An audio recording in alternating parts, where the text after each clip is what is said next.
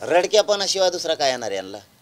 राजकीय आंदोलन म्हणजे त्या लेकराचं त्याच्यावरती अत्याचार झालाय आणि ते आंदोलन तुम्ही राजकीय म्हणता. तुमच्यासारखे मूर्ख लोक नाहीत राव कोणी राज्यात. मग जर असं म्हणत असली तर म्हणलेत का नाही तुम्हाला माहीत नाही, पण जर ते असं म्हणत असले हे राजकीय आंदोलन आहे, त्या लेकरासाठी केलेलं बदलापूरच्या अत्याचार झाला त्या मुलींवरती आणि त्यांच्यासाठी आंदोलन करणाऱ्या लोकांना जर तुम्ही राजकीय म्हणत असले, तुमच्यासारख्या नालायक लोक नाहीत मग कुठं. हे असल्या सत्यावर लाता मारायला पाहिजे यांनी स्वतःहून. ह्याला काय भावना आहे तुमची महिलांविषयी लेकराविषयी? आंदोलन करणारा राजकीय तुम्हाला काही बोलताच येत नाही का दुसरं? कोणाचं आंदोलन असलं की राजकीय? आमक्याचा वास येतो आणि तामक्याचा वास येतो म्हणून पडले वर धुऱ्या करून आता. हां, हे तुम्हाला दुसरं काही येतच नाही त्याच्याशिवाय. नाही आता ते लेकरू एक पुऱ्या देशाचं आहे.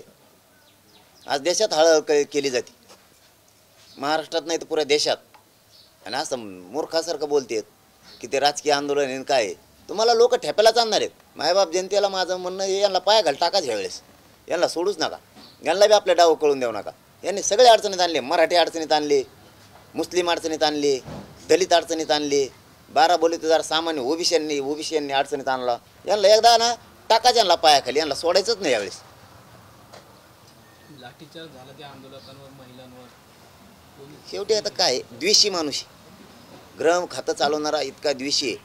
त्याला त्याचं कुटुंब सोडता त्याला दुसरे दिसतच नाहीत आणि दुसरे त्याला आपले वाटतच नाहीत कधीच.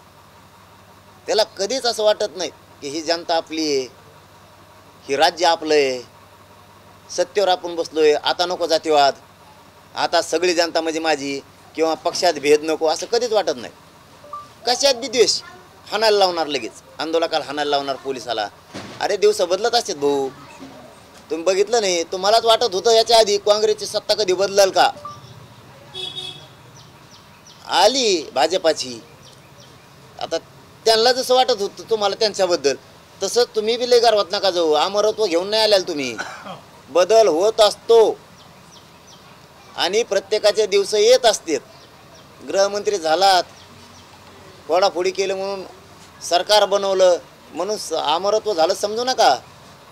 जनतेच्या हातात पावर आहे, खाली टाकू शकते तुम्हाला आणि ह्यावेळेस टाकणारच आहेत. लाठीचार्ज करतात त्या बदलापूरसारख्या घटनेवरती आणि सरकार चालवायला निघाले.